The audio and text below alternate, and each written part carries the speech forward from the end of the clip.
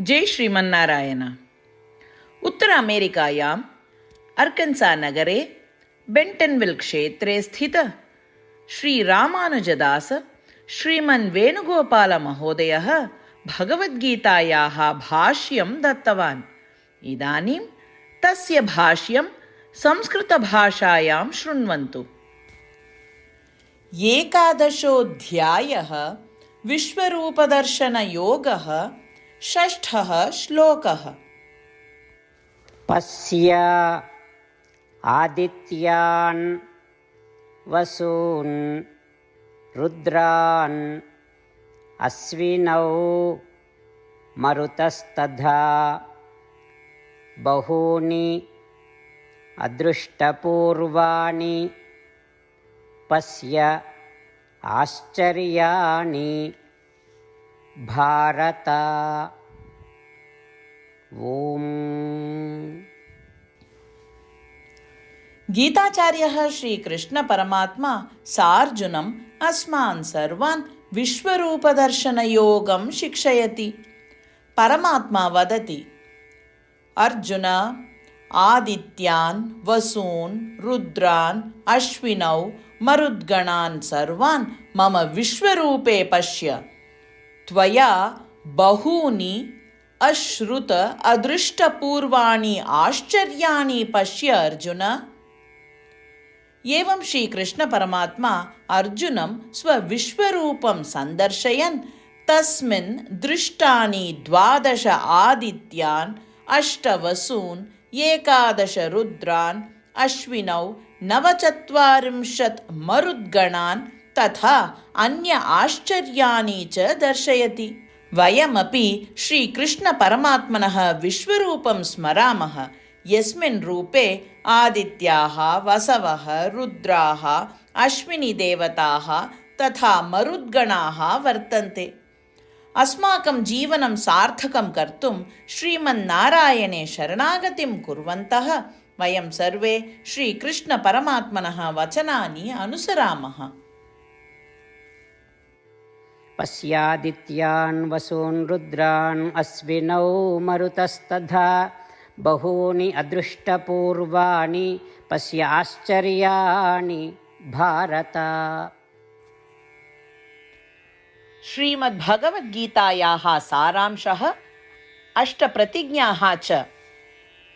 श्रीकृष्णपरमात्मना भगवद्गीतायाः 18 अध्याये 65 श्लोकात् 70 श्लोकेषु 8 विषयाः गीतायाः सारांशरूपेण उक्ताः सन्ति।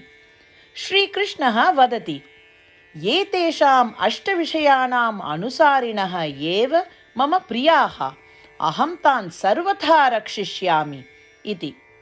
श्रीकृष्णपरमात्मनः सम्पूर्णां भगवद्गीतां श्रुत्वा अर्जुनः वदति यत् करिष्ये वचनं तव इत्युक्ते, हे कृष्ण, भवान् यथा वदति तथैव करिष्यामि।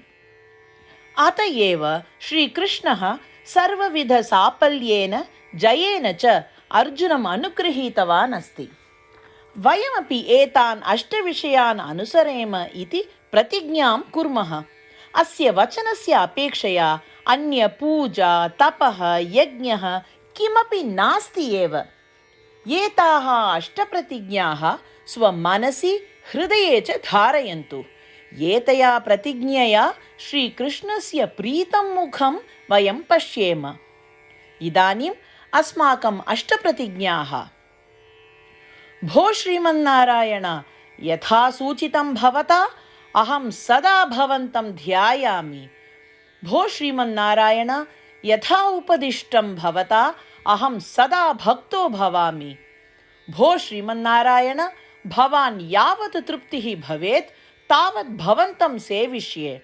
भो श्रीमन्नारायण, मम महती विश्वासः यत् अहं भवतः भक्तोऽस्मि। बद्धाञ्जलि भूत्वा भवन्तं सदा वन्दे। भो श्रीमन्नारायण, अहं भवतः वचनानि स्मरामि। मामेकं शरणं व्रज। भो श्रीमन्नारायण, भवतः चरणे एव आगतोऽस्मि। भो श्रीमन्नारायण, पुनः स्मरामि भवतः वचनं मा शुच। अहं कदापि न दुःखो भवामि। भो श्रीमन्नारायण, श्रीमद्भगवद्गीताम् अस्मभ्यं दत्त्वा अस्मान् सर्वान् अनुगृहीतवान् अस्ति। प्रतिदिनं भगवद्गीतायाः एकं श्लोकं वा शृणोमि उत वदामि इति प्रतिज्ञां करिष्ये। भो श्रीमन्नारायण, सर्वेभ्यः मानवेभ्यः भगवद्गीता भवता अनुगृहीता अस्ति।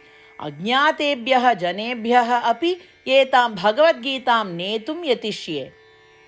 भो श्रीमन्नारायण, यथा भवता उक्तं तथा करिष्ये। यथा भवतः इच्छा तथैव आचरणं करिष्ये। भवतः एव सेवां करिष्ये। यदि एवं श्रीमन्नारायणस्य वचनं पालयेम तर्हि तदेव प्रत्येकस्य पूजा भविष्यति। पूर्णविश्वासेन पुनः प्रतिज्ञां कुर्मः। भो श्रीमन्नारायण, करिष्ये वचनं तव।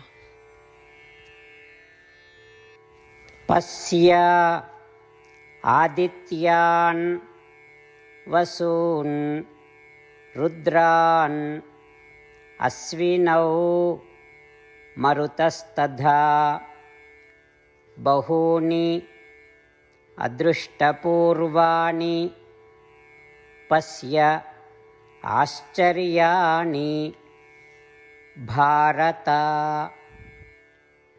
ॐ पश्यादित्यान् वसून् रुद्रान् अश्विनौ मरुतस्तथा बहूनि अदृष्टपूर्वाणि पश्य आश्चर्याणि भारत।